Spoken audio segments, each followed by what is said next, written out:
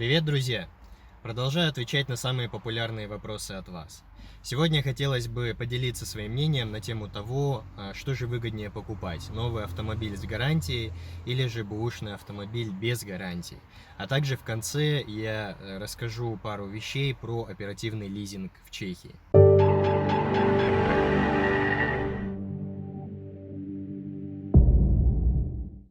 Итак, все прекрасно понимают разницу между покупкой нового и бэушного автомобиля. Новый автомобиль, он гораздо дороже, но он с гарантией. Во-первых, он с гарантией того, что на нем никто не отжигал, никто не заливал плохое топливо, не гонял тапок в пол и так далее, и так далее. А во-вторых, с заводской гарантией, и в случае каких-то серьезных поломок люди надеются, что эта гарантия будет это покрывать, и, соответственно, не будет непредвиденных расходов на автомобиль. В то время как бэушный автомобиль, он на порядок дешевле, однако присутствует определенный риск, как поломок, так и неизвестной истории и так далее. Но эти вещи и так всем понятны, и не надо никому объяснять. Однако часто мне задают вопрос, сформулированный следующим образом: есть ли смысл переплатить за новый автомобиль и иметь гарантию, чем покупать старый, потом вкладываться в ремонты и, грубо говоря, добить его там до стоимости нового через ремонты? Но когда люди задают подобный вопрос, я замечаю, что очень часто люди забывают пару важных вещей. Во-первых, чаще всего люди считают расходы на автомобиль это как расходы на обслуживание, а также некоторые еще считают, допустим, расход топлива. И почему-то очень много людей забывает про самый главный расход – это потеря стоимости. По-другому это можно назвать амортизацией. Да? Вы покупаете автомобиль, вы им пользуетесь, и вы что-то за это платите через какое-то время из-за того, что он стал старше и с большим пробегом, он стоит меньше. И вот эта вот потеря – это самый главный расход чаще всего, про который люди забывают. И давайте сравним этот расход. Я взял конкретный пример: популярный автомобиль на рынке Volkswagen Passat, двухлитровый дизель в какой-то там относительно неплохой комплектации. Если мы посмотрим новые автомобили, то такие Passat, они стоят примерно там от 800 тысяч и выше. Конечно, можно купить и дороже, чем за миллион, но мы будем отталкиваться от цены там 800-900 тысяч за новый. И еще один момент, я буду рассчитывать какой-то небольшой пробег за год, там порядка 20-25 тысяч километров, то есть обычный человек, семейный, там, который не сильно много ездит, не использует для работы и не наезжает на ней 100 тысяч километров за год. Да? Если же мы посмотрим такой же автомобиль тоже в хорошей комплектации примерно через 2-3 года, то есть на 2-3 года старше, с пробегом там около 70 тысяч, то мы уже увидим, что такие машины стоят порядка там 450-500 тысяч крон. То есть, грубо говоря, купив новый Passat, через 2-3 года вы в лучшем случае потеряете 300 тысяч, а то и все 400. И это я не считаю сейчас расходы на обслуживание, на страховку, на топливо, ни на что. Просто вот потеря стоимости, то есть амортизация автомобиля.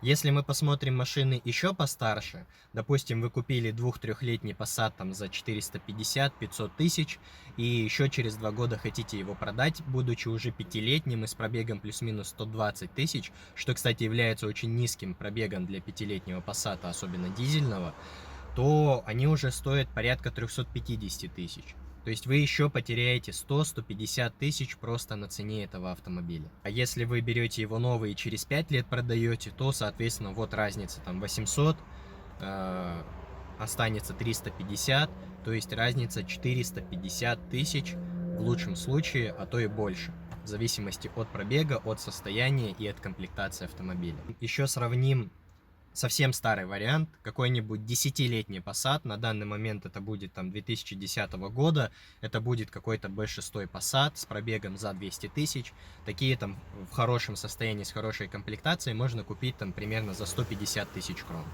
Да, то есть машину, которую вы покупали за 800, через 10 лет она будет стоить уже 150. И давайте вот попробуем сравнить, что лучше все-таки купить: новый или 10-летний, или даже 5-летний. Вот на самом деле я не представляю, как надо купить автомобиль так, чтобы, допустим, купив его за 350 или даже за 150, за несколько лет по обслуживанию добить его до цены нового или там даже тех же 200-300 тысяч. Конечно, всегда такое может произойти. Вы можете, как очень часто случаи бывает, как наивный человек, недавно приехавший в Европу, пойти в ААА или там в АвтоЭСо с наивными мыслями о том, что тут, наверное, не обманывают, и это серьезный салон, и им дорога своя репутация. Смешно. И купить, допустим, там первый попавшийся автомобиль с надеждой, что все будет в порядке. Тогда да, тогда я могу себе представить, что там за 2 года вы можете влить в него еще легко очень стоимость всего автомобиля, а то и больше денег. Но если выбирать машину разумно, проверять ее, детально осматривать, изучать историю, изучать состояние, то, в принципе, плюс-минус по моим подсчетам, при покупке хорошего Passat в хорошем состоянии, вы не должны в среднем влить в него там больше 50 тысяч крон за 2 года. То есть я понимаю, конечно, что какие-то вещи надо будет починить, возможно, что-то по подвеске, возможно, я не знаю, что-нибудь связанное с дизелями, там, не знаю, турбина, EGR-клапан, что угодно может кончиться в определенный момент. И там плюс-минус среднестатистически за 2 года вы там вольете в него 50, ну может 70 тысяч. Да? То есть в итоге, купив Passat 10-летний, через 2 года он будет стоить, я не знаю, 1120, например. Вряд ли он уже сильно потеряет в цене, в худшем случае 100. Допустим, вы 50 потеряете на цене и 50 потеряете на обслуживании. То есть вы потеряете за 2 года на автомобиле 100 тысяч. В то время как, купив новый автомобиль, за 2-3 года вы потеряете как минимум 300 тысяч на его стоимости. А также, конечно же, надо учитывать, что с новым автомобилем вы не можете ездить к какому-то обычному механику в гараже обслуживаться, даже если он супер крутой профессионал, но при этом берет недорого. Оно, кстати, еще очень важный момент, что многие думают, что с новым автомобилем надо ездить только к официальному дилеру.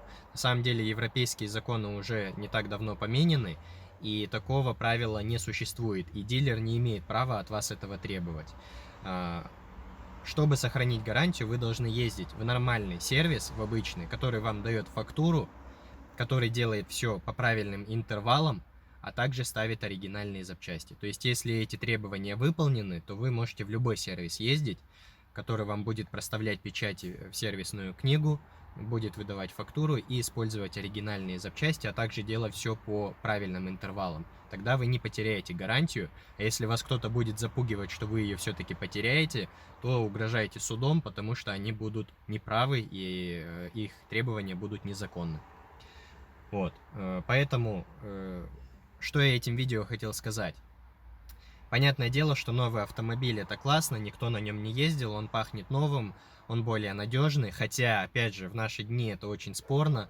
Я, по сути, не знаю ни одной марки автомобильной, которая там за первые 5 лет не принесет никаких сюрпризов, неожиданных поломок и так далее. Даже святая Toyota уже подупала в качестве, потому что все гонятся за какими-то продвижениями, за технологиями, плюс усиляются экологические нормы, точнее требования по экологическим нормам, производство становится постоянно дороже, а люди не хотят машины подороже покупать, поэтому производители вынуждены делать автомобили лучше, но при этом не делать их дороже. Соответственно, они стараются экономить везде, на всем абсолютно.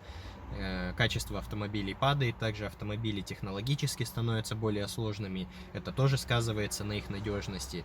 И, на мой взгляд, даже новый автомобиль салона на сегодняшний день это далеко не залог какого-то качества и спокойствия того, что там следующие 2-3 года вы не попадете в сервис неожиданно как-то. То есть многие люди думают, я лучше куплю новую машину, но зато мне не придется на ней там ожидать каких-то неожиданных поломок. Я съезжу там раз в год на обслуживание и все. Но, к сожалению, это не так. Да, и Mercedes, и BMW, и все остальные производители уже, к сожалению, далеки от того качества, что было раньше. Как говорится, раньше было лучше. Шутка. Но любая машина может неожиданно сломаться, и единственная разница в том, что действительно часто это может покрываться гарантией, если это новый автомобиль. Но опять же, вам надо оценить, готовы ли вы за это переплачивать. И теперь, что касается оперативного лизинга. Оперативный лизинг – это интересная вещь. Кто не знает, что это такое, коротко расскажу. Грубо говоря, это аренда нового автомобиля. Он будет записан на лизинговую компанию, но вы будете на нем ездить, платить какую-то сумму каждый месяц. Вы заключаете контракт на определенный срок, год, 2, 3 бывает. И в конце этого срока у вас есть опция либо выкупить автомобиль за остаточную стоимость, либо его просто вернуть. Грубо говоря, попользоваться новым автомобилем, а потом вы его либо выкупаете за остаток, либо отдаете назад, и все, и берете другой новый в новый лизинг. Он бывает частенько выгодный, но далеко не всем он подходит. И далеко не во всех ситуациях. Например, два важных момента про оперативный лизинг, которые люди оценивают не сразу. Во-первых, очень сильно ограниченный пробег, допустимый по контракту. То есть чаще всего оперативный лизинг дают с тем, что вам разрешают за год на машине наездить 15, бывает 20, бывает 25 тысяч километров, и то это редко. Ну, то есть очень низкие лимиты по пробегу за год. Для меня, например, это критически важно. Я на рабочем автомобиле наезжаю очень часто там 5000 километров за месяц. То есть в итоге этот лимит, который годовалый у них, я наезжу за 3 месяца, а дальше что делать? Поставить ее в гараж? Если вы переедете лимит, то есть наездите больше, то потом от вас за каждый километр будут требовать очень серьезную оплату. И это абсолютно невыгодно. А если же вы изначально будете хотеть в контракт записать лимиты повыше, то стоимость месячная очень сильно возрастает. В итоге человеку, который ездит часто или там планирует работать на машине с лизинга, то это часто невыгодно. Также второй момент, о котором люди часто не знают и которым со мной делились другие люди, которые уже возвращали машины по лизингу. Проблема заключается в том, что если вы не хотите машину в конце лизинга выкупать себе, а будете ее возвращать, то машину детально проверяют и придираются к любому мельчайшему косяку. Например, у человека была ситуация, что дети сзади попинали центральный туннель, пластик, и он был поцарапан от ног. И вот человек возвращал, ему сказали, это повреждение, восстановить это нельзя, это надо менять полностью центральный туннель. И вот посчитали ему стоимость оригинального с завода нового туннеля, плюс работа и так далее. Конечно, это вышло очень дорого за кусок пластика, просто поцарапанный от ноги. И вот каждой мелочи вот так придираются. Может, у кого-то был другой опыт, более позитивный. Может и не может, а я вполне уверен, что это еще отличается между разными салонами и лизинговыми компаниями, как они к этому относятся. Но с этим надо считаться, это надо учитывать заранее, что если вы не будете выкупать, то к машине надо относиться бережно, осторожно, фиксировать все недостатки и учитывать, что те повреждения, которые вы нанесли, вам придется все оплатить. И они не учитывают, что, скажем так, определенная амортизация салона там какая-то включена в цену. Нет. Они вот, грубо говоря, хотят, чтобы вы попользовались и вернули им машину в таком же состоянии. Что как бы, конечно, глупо, но на самом деле это очередной рычаг вытащить с вас побольше денег. Поэтому оперативный лизинг, он в некоторых случаях интересный, а в некоторых абсолютно не имеет никакого смысла, и учтите это заранее. Вот, таково мое мнение на эту тему. Простите за редкие ролики, сейчас очень мало времени, мы постоянно работаем, и сейчас я буквально нашел просто окошко между разными проверками автомобилей. Вот, сел в машине, достал штатив и снимаю вам ролик без подготовки. Поэтому постараемся, конечно, снимать чаще, снимать больше, тем очень много, которыми хотим поделиться. Но может быть задержка, простите нас за это.